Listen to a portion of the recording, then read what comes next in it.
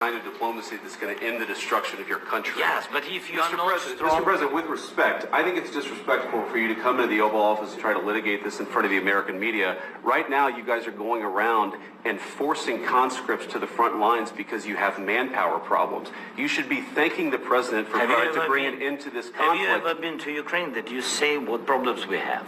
I have been to... Come once. I've actually watched and seen the stories, and I know what happens is you bring people, you bring them on a propaganda tour, Mr. President. Do you disagree that you've had problems bringing people into your military? We have problems. And do you think that it's respectful to come to the Oval I Office of the United answer. States of America and attack the administration that is trying to prevent the destruction of your country? A lot of questions. Let's start from the beginning. Sure. First of all, during the war, everybody has problems. Even you, but you have nice ocean and don't feel now, but you will feel it in the future. God bless. You don't know that. God bless. God bless. You will not have a war. Don't tell us what we're going to feel.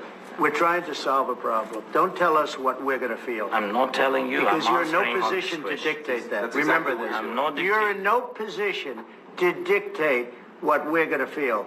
We're going to feel very good. You will feel influence. We're going to feel very good and very strong. You will feel influence. You're right now not in a very good position. You've allowed yourself to be in a very bad position, and he happens to be right about it. From the very beginning of the war. You're not in a good position. You don't have the cards right now.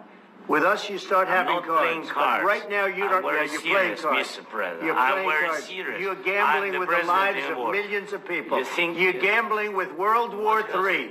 You're gambling with World War III. And what you're doing is very disrespectful to the country, this country. It's back to you. Far more than a lot of people said they should have. Have you said thank you once? A lot of times. No, in this Even entire today. meeting, you said thank you. Even today. You went to Pennsylvania and campaigned for the opposition in October. Offer some words of appreciation for the United States of America and the President who's trying to save your country. Please, you think that if you will speak very loudly about the war in Texas... He's not speaking loudly.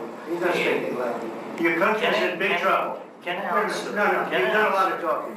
Your country is in big trouble. I know. You're not winning. I know. You're not winning this.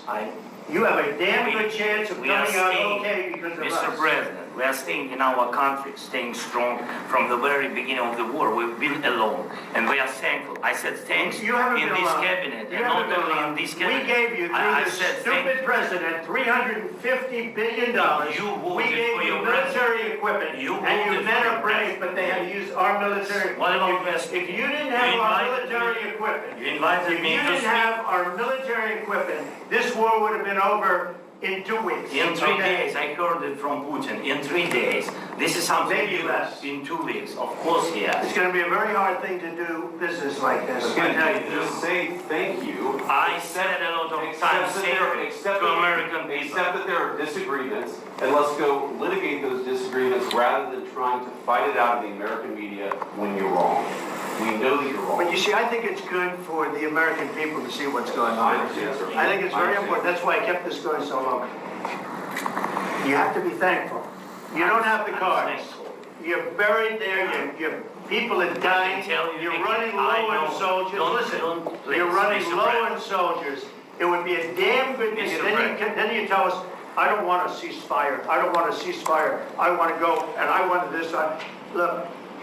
If you can get a ceasefire right now, I tell you, you take it so the bullets stop flying and your men stop getting killed. Of course, we want to stop the war. But you're saying you don't want a ceasefire? But I said to you, I want a with ceasefire. guarantees. Because you get a ceasefire faster than an agreement. Ask our people about ceasefire, what they think. That wasn't doesn't with matter me. for you what That what wasn't is with me. It That was wasn't with with you. a guy named Biden who was not a smart person. This That was is your with president. Obama. It was your president. Excuse me, that was with Obama who gave you sheets and I gave you javelins. Yes. I gave you the javelins to take out all those tanks. Obama gave you sheets. In fact, the statement is Obama gave sheets and Trump gave javelins. You got to be more thankful because let me tell you, you don't have the cards. With us, you have the cards. But without us, you don't have any cards.